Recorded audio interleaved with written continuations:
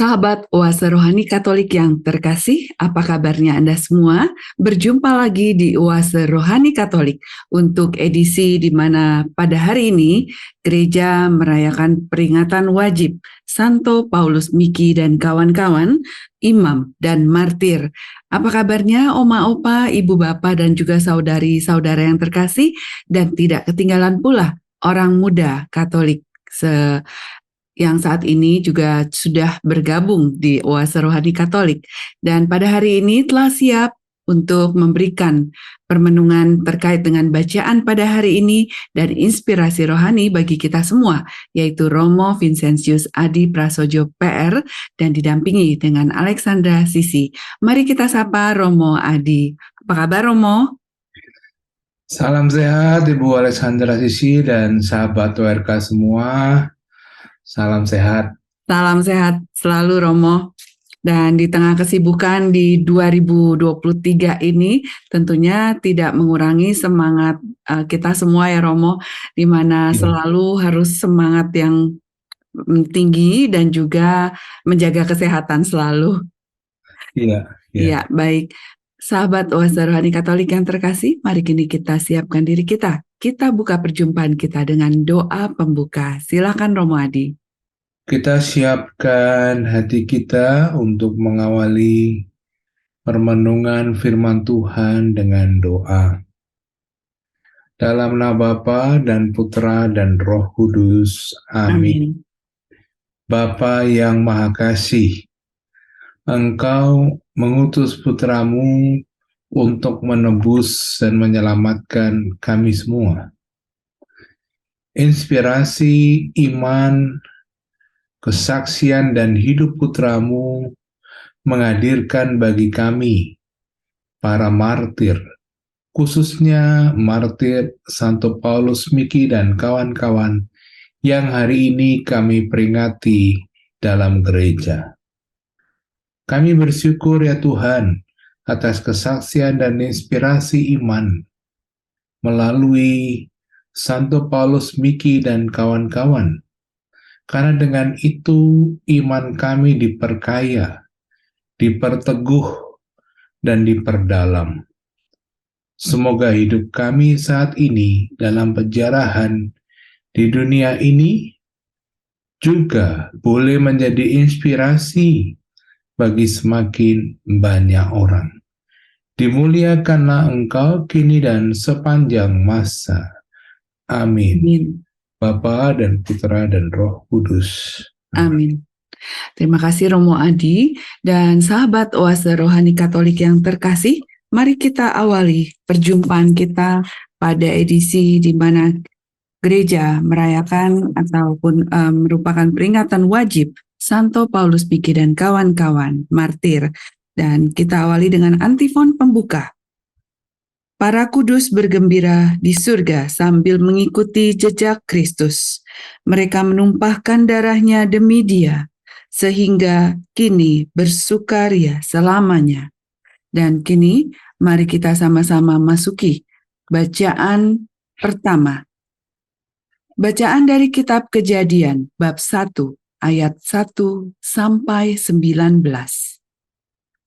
Pada awal mula Allah menciptakan langit dan bumi. Bumi belum berbentuk dan masih kosong. Gelap gulita meliputi samudera raya, dan roh Allah melayang-layang di atas permukaan air. Allah bersabda, "Jadilah terang," maka jadilah terang. Allah melihat bahwa terang itu baik, lalu dipisahkannya dari gelap. Allah menamai terang itu siang, dan gelap itu malam. Maka jadilah petang dan pagi, hari pertama. Allah bersabda, "Jadilah cakrawala di tengah segala air untuk memisahkan air dari air." Maka Allah menjadikan cakrawala, dan Ia memisahkan air di bawah cakrawala dari air di atasnya. Dan jadilah demikian. Allah menamai cakrawala itu langit.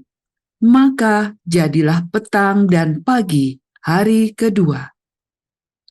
Allah bersabda, hendaklah segala air di bawah langit berkumpul pada satu tempat, sehingga kelihatan yang kering. Dan jadilah demikian. Allah menamai yang kering itu darat, dan kumpulan air itu laut. Allah melihat bahwa semuanya itu baik. Allah bersabda, hendaklah tanah menumbuhkan tunas-tunas muda, tumbuh-tumbuhan yang berbiji, segala jenis pohon buah-buahan yang menghasilkan buah berbiji, supaya ada tumbuh-tumbuhan di bumi. Dan jadilah demikian. Tanah itu menumbuhkan tunas-tunas muda, segala jenis tumbuh-tumbuhan yang berbiji, dan segala jenis pohon-pohonan yang menghasilkan buah berbiji. Allah melihat itu bahwa semuanya itu baik. Maka jadilah petang dan pagi hari ketiga. Allah bersabda, jadilah benda-benda penerang di cakrawala untuk memisahkan siang dan malam. Biarlah benda-benda penerang itu menjadi tanda untuk yang menunjukkan masa-masa yang tetap, menunjukkan hari dan tahun. Dan sebagai penerang pada cakrawala, biarlah benda-benda itu menerangi bumi. Dan jadilah demikian. Maka Allah menjadikan dua benda penerang yang besar, yakni yang lebih besar untuk menguasai siang, dan yang kecil untuk menguasai malam. Dan Allah menjadikan juga bintang-bintang. Semuanya itu ditaruh Allah di cakrawala untuk menerangi bumi dan untuk menguasai siang dan malam, dan untuk memisahkan terang dari gelap. Allah melihat bahwa semuanya itu baik. Maka jadilah petang dan pagi hari keempat. Demikianlah sabda Tuhan. Syukur kepada Allah. Baik sahabat Oase Rohani Katolik yang terkasih, mari kita tanggapi bacaan pertama dari Kitab Kejadian dengan Mazmur 104. Semoga Tuhan bersuka cita atas karyanya.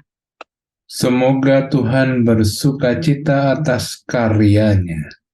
Pujilah Tuhan, hai jiwaku, Tuhan Allahku, Engkau sungguh besar. Engkau berpakaian keagungan dan semarak, berselimutkan terang ibarat mantel. Semoga Tuhan bersuka cita atas karyanya. Engkau telah mendasarkan bumi di atas tumpuannya, sehingga takkan goyah untuk selama-lamanya. Dengan samudera raya, bumi ini kau selubungi, air telah naik melampaui gunung-gunung. Semoga Tuhan bersuka cita atas karyanya. Sahabat Oase Rohani Katolik yang terkasih, mari kini kita siapkan diri kita buka hati kita untuk memasuki bait pengantar Injil, dilanjutkan dengan Injil suci menurut Markus bab 6 ayat 53 sampai 56. Haleluya, haleluya,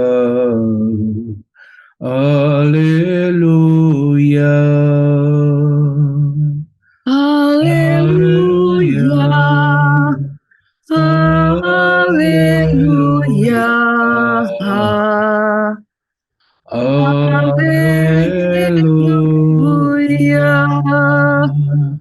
Yesus mewartakan kerajaan Allah dan menyembuhkan semua orang sakit.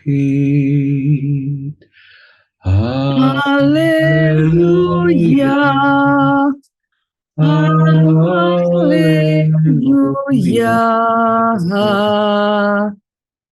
haleluya.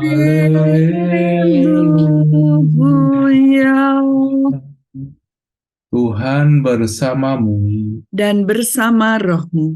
Inilah Injil suci menurut Markus. Dimuliakanlah Tuhan. Pada suatu hari, Yesus dan murid-muridnya mendarat di Genesaret dan berlabuh di situ. Ketika mereka keluar dari perahu, orang segera mengenal Yesus. Maka berlari-larilah mereka ke seluruh daerah itu dan mulai mengusung orang-orang sakit di atas tilamnya kepada Yesus. Di mana saja kabarnya ia berada, kemanapun Yesus pergi, ke desa-desa, ke kota-kota atau ke kampung-kampung, orang meletakkan orang-orang sakit di pasar dan memohon kepadanya supaya mereka diperkenankan hanya menjamah jubah-jubahnya saja. Dan semua orang yang menjamahnya menjadi sembuh. Demikianlah sabda Tuhan. Terpujilah Kristus.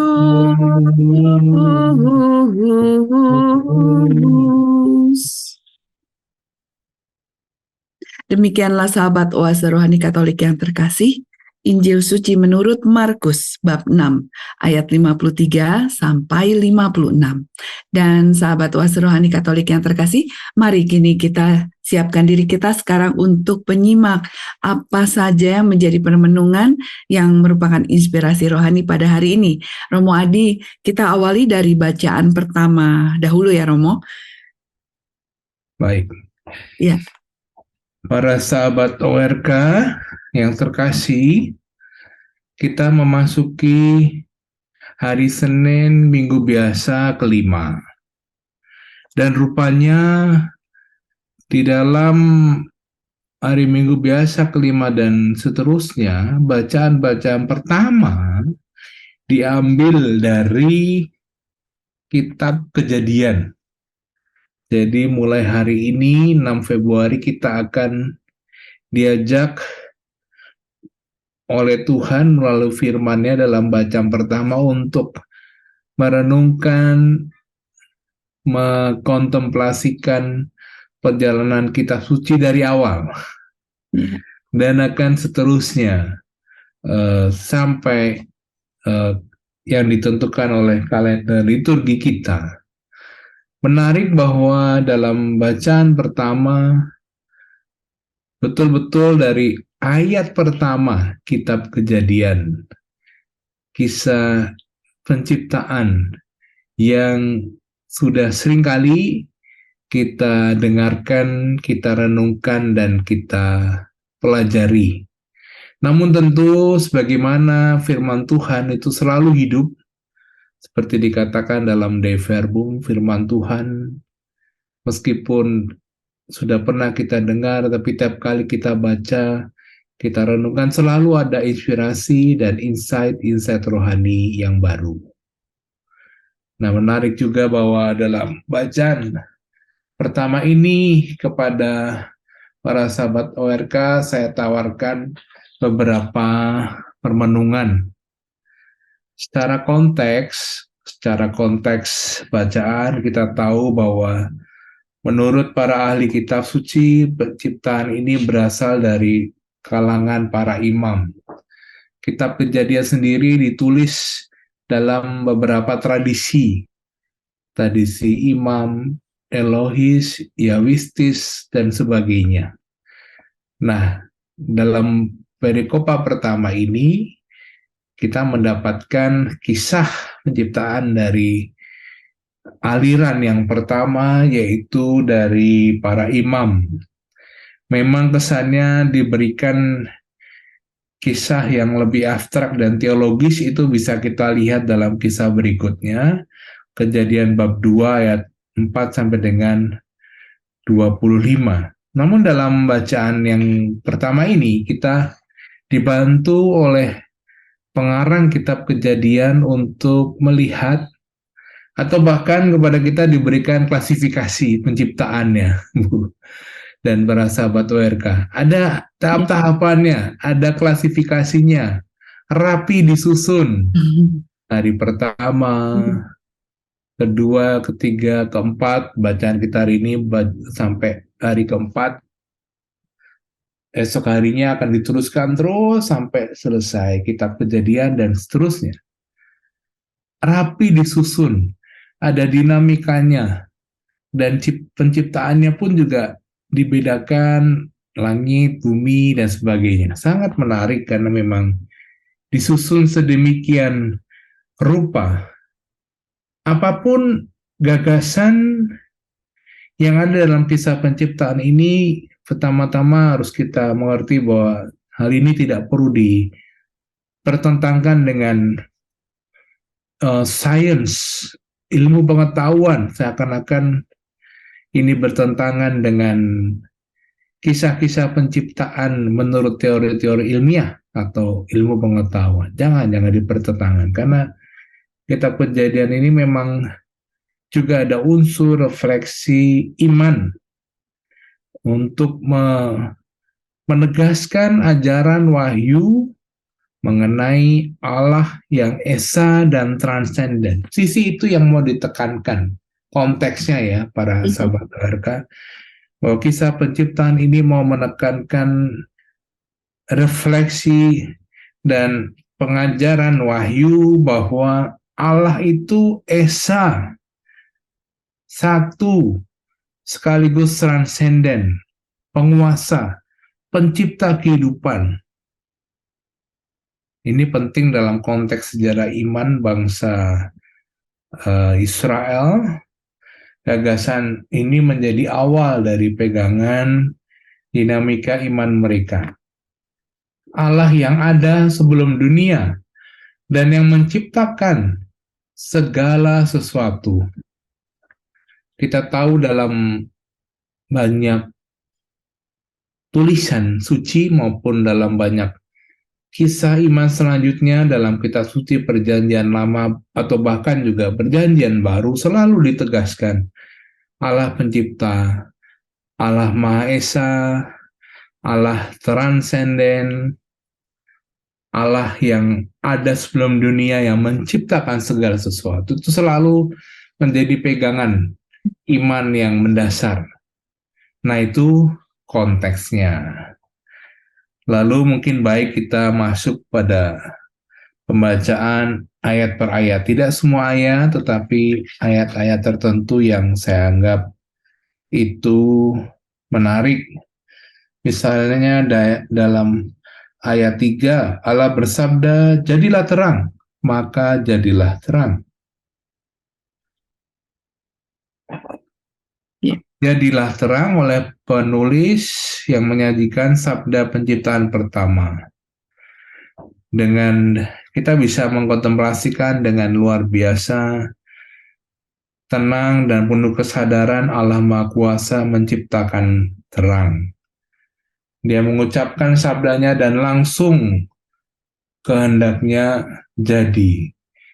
Terang adalah jawaban Allah dari dominasi kegelapan. Ini langkah kasih Allah yang pertama menuju program penciptaan selanjutnya.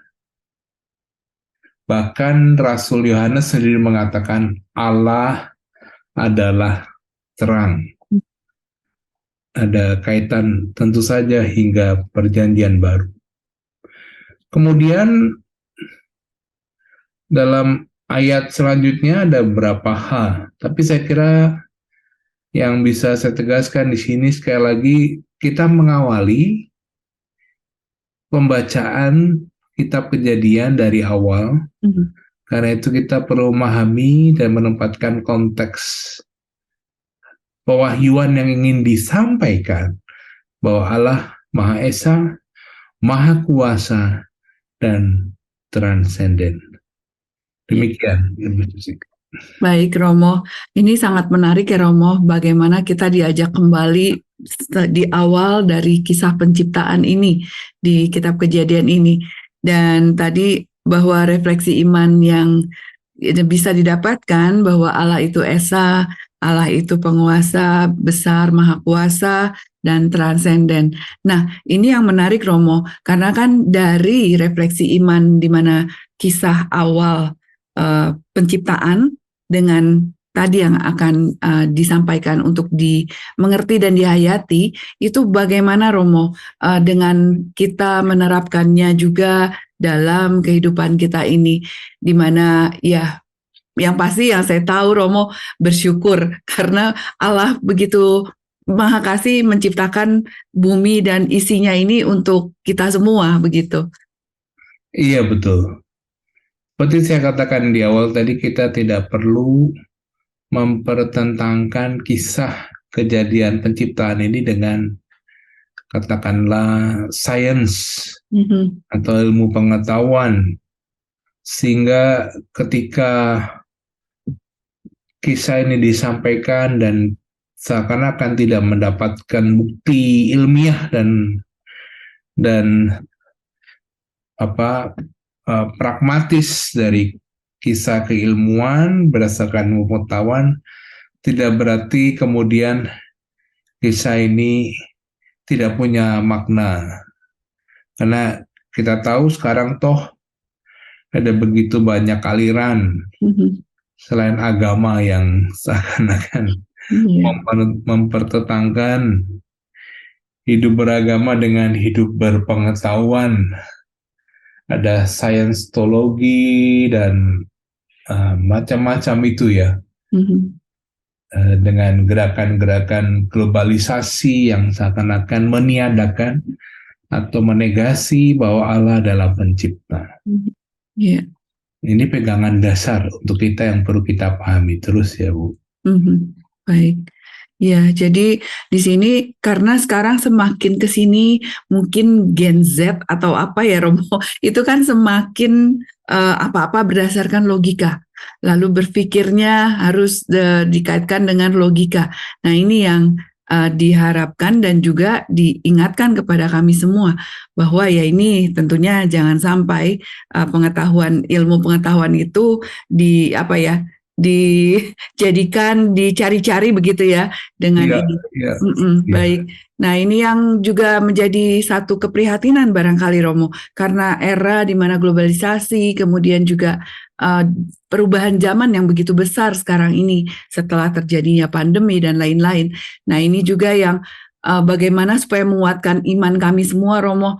Jadi jangan sampai mencampur adukan begitu. Iya. Saya kira membaca kisah penciptaan ini juga penting memahami konteks juga dalam bahasa aslinya ya. Misalnya dalam ayat kelima misalnya dikatakan Allah menamai terang itu siang dan gelap itu malam, maka jadilah petang dan pagi hari pertama. Dan ini akan terus diulang sampai hari ketujuh kan, petang dan pagi, hari. Dalam bahasa Ibrani, kata hari itu adalah yom. Yom, ini dikatakan diulang 6 kali dalam pasal itu. Yom, biasanya kata ini artinya satu hari sepanjang 24 jam.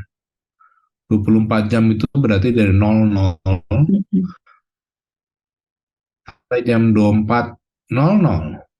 24 jam, yom. Atau bagian siang dari suatu hari, untuk memberi konteks antara hari yang dianggap terang dengan malam, gelap, terang dengan gelap. Tetapi ya misalnya siang dan malam, misalnya kalau masih ada jejaknya dalam liturgi kita kan, perayaan Ekaristi Sabtu dan Minggu. Perayaan Ekaristi Sabtu sore itu adalah perayaan dengan liturgi hari Minggu. Itu jejaknya. Siang dalam arti itu, yom dalam arti itu ya. Itu jejaknya masih ada di kita. Perayaan Vigili malam, entah Natal, Paskah, itu kan sore hari sebelumnya mulai dirayakan.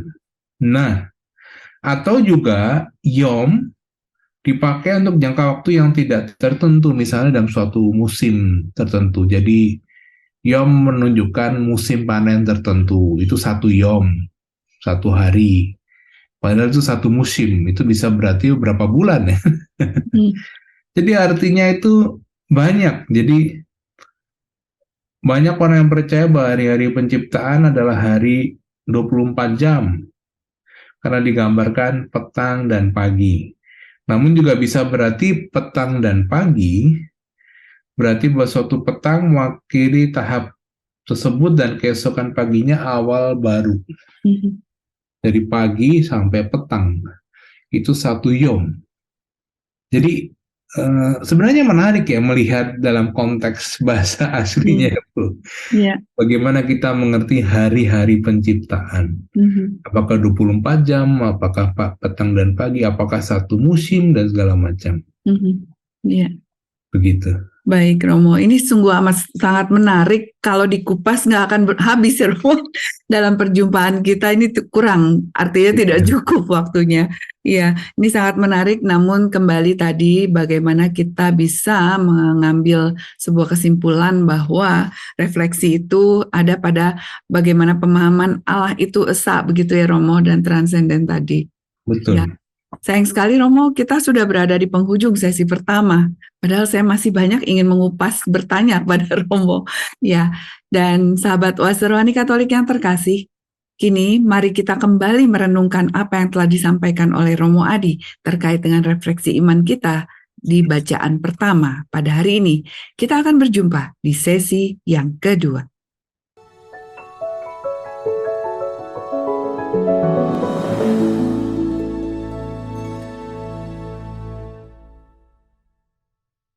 Sahabat Oase Rohani Katolik yang terkasih, dimanapun Anda berada saat ini, masih bersama kita semua, Romo Vincentius Adi Prasojo PR, bersama dengan Alexandra Sisi. Dan apa kabarnya bagi Anda yang mungkin belum berkesempatan untuk menyimak sesi pertama, perjumpaan kita di mana merupakan peringatan wajib pada hari ini, yaitu Santo Paulus Miki dan kawan-kawan sebagai martir. Dan saat ini kita juga ingin sekali untuk melanjutkan apa yang telah diperoleh di sesi pertama. Dan untuk Anda yang belum menyimak, sekaligus juga bisa memperoleh kesimpulan. Romo tadi menarik sekali dan mohon kiranya bisa memberikan kesimpulan singkat, sekaligus juga pesan yang sangat amat penting bagi kami semua pada bacaan kitab Kejadian pada hari ini, Romo. Baik. Karya Tuhan itu sungguh baik. Kita bisa merasakan dalam baca pertama keagungan penciptaan terlihat pada sabda pembuka. Dikatakan pada mulanya Allah menciptakan langit dan bumi. Semua yang ada di bawah kolong langit ini merupakan karya ilmiah dan karya seni Allah yang tiada duanya. Allah yang mencipta, mengisi dan mengatur alam semesta, dan penulis kitab Kejadian ini memang menyusun sedemikian rupa untuk menyampaikan pewahyuan tentang Allah Sang Maha Esa, Maha Kuasa dan Maha Pencipta. Ini pegangan dasar iman kita. Keagungan Allah Maha Kuasa tampak dalam kisah penciptaan yang sudah kita renungkan dalam bacaan pertama. Demikian. Ya, baik Romo. Dan kemudian apa yang menjadi pesan Romo untuk bagaimana kita bisa selalu menghayati dan juga ingat selalu tentang keagungan penciptaan ini? Bapak Suci Paus Fransiskus melalui dokumennya, khususnya dokumen Laudato Si, mengingatkan kita tentang persaudaraan dengan lingkungan hidup, dengan alam semesta, dengan seluruh ciptaan. Kita bisa membaca dalam nafas kisah penciptaan ini sikap hormat pada ciptaan, terutama di tengah tantangan pemanasan global, krisis lingkungan hidup, sampah plastik, dan segala macam. Usaha-usaha sudah banyak dilakukan untuk menjaga keseimbangan alam semesta dan kelestariannya. Iya. Ada energi terbarukan, juga ada begitu banyak inisiatif yang dibuat untuk kembali merenung dan kembali bersyukur di hadapan Allah Sang Pencipta. Iya. Baik, jadi tadi Laudato Si itu yang selalu harus menjadi pendamping hidup kita begitu ya Romo. Betul. Iya, karena kalau sekarang kita lihat bumi sudah terlanjur rusak ya Romo. Global warming itu terlihat setiap hari kelihatannya kita harus bisa menerima berita-berita yang sebenarnya tidak begitu kita harapkan, seperti banjir yang tiba-tiba di negara lain begitu, dan juga di negara kita sendiri. Jadi tadi persaudaraan dengan lingkungan hidup itu yang saya tertarik untuk dengan kalimat tersebut Romo. Jadi kita harus ini ya Romo, pesannya bagaimana kita bisa menyayangi lingkungan hidup kita yang nggak hanya cuma sesama, namun juga makhluk hidup lain begitu ya Romo. Betul, karena Paus Fransiskus sangat menekankan itu kan dari apa yang beliau sampaikan tentang Laudato Si, persaudaraan dengan lingkungan hidup, dan Fratelli Tutti, persaudaraan dengan semua orang, maupun dokumen kemanusiaan Abu Dhabi.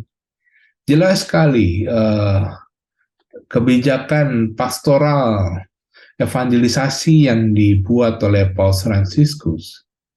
Persaudaraan dengan semua. Kalau kita bersaudara, sampai hati kita merusak saudara alam semesta kan. Gitu. Iya.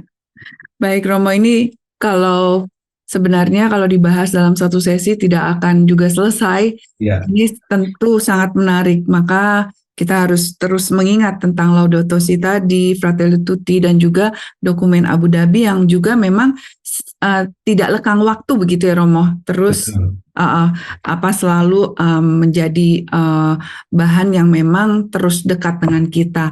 Namun pada saat ini juga kita ingin sekali untuk mendapatkan refleksi iman dan juga inspirasi rohani terkait bacaan Injil dulu Romo. Di mana bacaannya singkat namun pesannya terlihat dalam ya Romo. Iya betul. Iya. Perikopa yang kita dengarkan ini kalau kita tempatkan dalam konteks perikopa sebelumnya, itu terasa kontrasnya. Kan dalam perikopa sebelumnya khususnya tentang para murid, itu kelihatan bagaimana pada bab sebelumnya kan para murid diutus oleh Yesus pergi berdua-dua. Mereka kembali dan dengan gembira, dengan kejayaan mereka bercerita pada Yesus segala hal keberhasilan yang mereka lakukan dalam mission. Bangga tuh para murid. Tapi sekaligus setelah itu langsung para murid kembali ke watak asalnya, yaitu tidak percaya tentang kisah pergandaan roti dan segala macam. Lalu menarik bahwa dalam perikopa ini justru tidak hanya para murid, tapi juga kita sekarang ini diajak oleh Yesus belajar dari sikap orang-orang yang punya iman yang sederhana tapi mendalam. Perikopa ini singkat tapi menggambarkan bagaimana justru orang-orang yang bukan murid Tuhan itu imannya itu dahsyat sekali. Dikatakan bahkan cukup dengan menjama jubahnya dia akan sembuh. Itu kan istimewa ya, kontras kalau kita baca dengan perikopa sebelumnya itu kelihatan sekali. Dan menarik bahwa oleh pengarang Injil Markus, kisah ini ditempatkan dalam tegangan. Di satu sisi Yesus yang semakin populer, di sisi lain mulai banyak orang yang tidak suka, baik Herodes, ahli Taurat, para imam itu tidak suka. Maka di sini dikisahkan bagaimana Yesus melakukan penyingkiran dari Galilea. Penyingkiran artinya dia mencari jalan lain untuk menghindar. Bukan berarti menghindar, tapi mencari jalan lain supaya pelayanan tetap berjalan, karena semakin banyak orang yang ingin mencegah Yesus. Salah satunya ketika Yesus ke Genesaret. Ya. Pada ayat 53, Yesus mungkin naik perahu di suatu tempat di lepas pantai Betsaida Yulias. Kemudian mereka menyeberang lagi ke pantai barat. Nah, Genesaret adalah nama sebuah dataran yang membentang sepanjang pantai Danau Galilea yang terletak di sebelah selatan Kapernaum. Sebuah kota kecil dengan nama yang sama juga terletak di situ. Jadi Yesus menyeberangi Danau Galilea dan berlabuh di salah satu kota di pesisir Danau Galilea, yaitu Genesaret, karena Yesus menghindar. Dan dalam ayat 55, Markus memberikan pandangan sekilas mengenai suasana yang pasti muncul berkali-kali apabila Yesus tiba di suatu daerah. Markus menampilkan itu. Orang banyak bergegas membawa keluarga mereka yang sakit kepada Kristus sebelum Yesus meninggalkan desa atau kampung mereka. Dan Markus secara sengaja menonjolkan bahwa setiap kali Yesus datang ke desa atau kampung atau wilayah tertentu, maka orang berbondong-bondong untuk mendapatkan kesembuhan, bertemu dengan Yesus, mendengarkan firman-Nya. Sungguh luar biasa. Ya. Dan dalam ayat ke-56, dikisahkan supaya orang meletakkan orang-orang sakit di pasar dan mohon kepadanya supaya mereka diperkenankan hanya menjamah jumbai jubahnya saja, dan semua orang yang menjamahnya menjadi sembuh. Mereka itu memohon, bahkan mereka tidak berani mengucapkan kesembuhan, mohon disembuhkan, tapi cukup memohon boleh memegang jubahnya Yesus saja dan sembuh.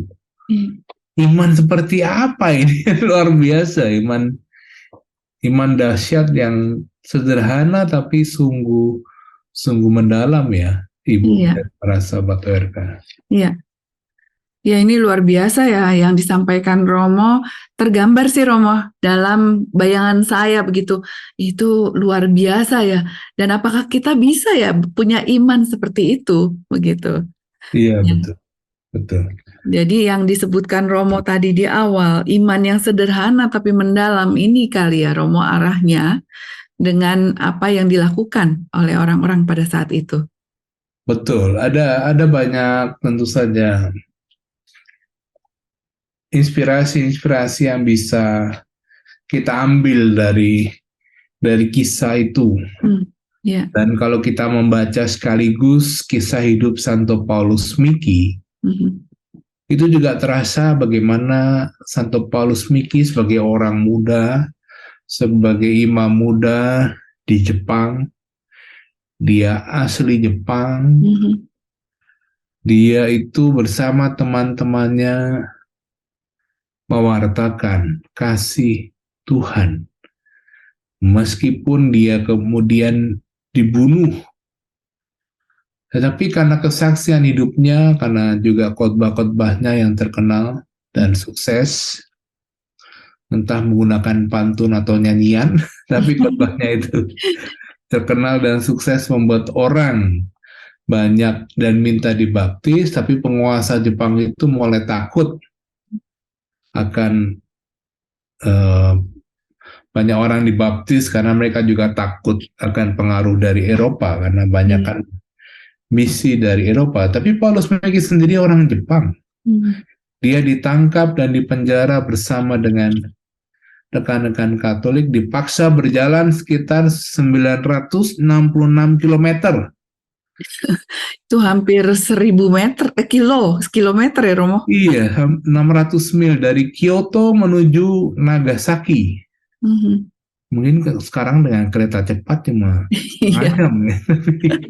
Zaman itu dari Kyoto ke Nagasaki, maka tidak heran bahwa sekarang Nagasaki itu banyak penduduk Katolik di Jepang ya. Iya. Maka Dan selama dalam perjalanan itu, Santo Paulus Miki menyanyikan Te Deum. Apa itu Te Deum? Te Deum adalah madah Allah pencipta. Madah yang menegaskan kisah penciptaan tadi dalam bacaan pertama. Itu madah Te Deum yang biasanya kita nyanyikan juga pada setiap tanggal awal tahun 1 Januari, madah Te Deum. Dan ketika sampai di Nagasaki, dia disalib dan ditikam dengan tombak. Dan bahkan ketika dalam hidup terakhirnya di atas kayu salib, dia tetap berkhotbah dan memaafkan para algojonya, bahwa ia dan menegaskan bahwa dia sendiri adalah orang Jepang, bukan orang Eropa. Meskipun saat itu Miki disalibkan bersama Juan Soan de Goto dan Santiago Kiai dan 23 imam dan kaum awam, tapi dia sendiri adalah seorang pribumi Jepang. Kekuatan inspirasi iman Santo Paulus Miki pasti juga terinspirasi dari kisah orang yang beriman sederhana namun mendalam. Halnya juga tentu saja bisa kita jalani dengan sikap iman yang sama, iman sederhana namun mendalam. Demikian. Baik Romo, ya ini kisah di mana kita memperingati Pak Santo Paulus Miki ini sungguh juga menggugah kita semua. Bagaimana dia sebagai orang asli Jepang namun punya begitu dahsyat imannya. Iman yang tadi Romo katakan sederhana namun mendalam. Semoga kami semua bisa juga untuk mengikuti teladan dari Santo Paulus Miki ya Romo. Dan ya, tanpa terasa ini kita sudah berada di sesi kedua. Rasanya sungguh amat sangat singkat ya Romo. Banyak sekali hal-hal yang sebenarnya juga masih ingin digali. Namun karena keterbatasan waktu, kiranya Romo bisa memberikan pesan pada hari ini untuk kami bisa melanjutkan aktivitas kami dengan semangat pada bacaan pada hari ini Romo. Para sahabat ORK yang terkasih, beriman menjadi murid Tuhan kita jalankan dalam hidup sehari-hari. Dalam kesederhanaan, iman yang kita miliki dan kita wujudkan secara mendalam hari demi hari melalui peristiwa, perjumpaan dengan orang lain, melalui hidup doa, hidup rohani, kita terus mengasah iman, kepercayaan kita pada Yesus. Terinspirasi dari Santo Paulus Miki yang menjalani kisah sengsaranya dengan menyanyikan madah Te Deum, madah Allah pencipta. Pada saat-saat tertentu dalam hidup perlu juga kita merenungkan dasar iman bahwa kita diciptakan oleh Allah yang Maha Esa, Maha Kuasa, dan Maha Kasih. Allah yang dihadirkan oleh Yesus sebagai Bapa yang Maha Rahim. Bahwa tidak ada satu detik pun kita lalui tanpa penyertaan Tuhan. Dan di dalam nama Tuhan, segala hal bisa kita jalankan agar sesuai dengan kehendak-Nya. Semoga hidup kita semakin diberkati oleh Tuhan dan menjadi tanda kasih setia-Nya. Iya, amin Romo. Terima kasih Romo atas begitu penuh dengan makna untuk kami refleksikan dan juga kami laksanakan yang menjadi inspirasi rohani pada hari ini. Baik, terima kasih Romo Adi dan sahabat Oase Rohani Katolik yang terkasih.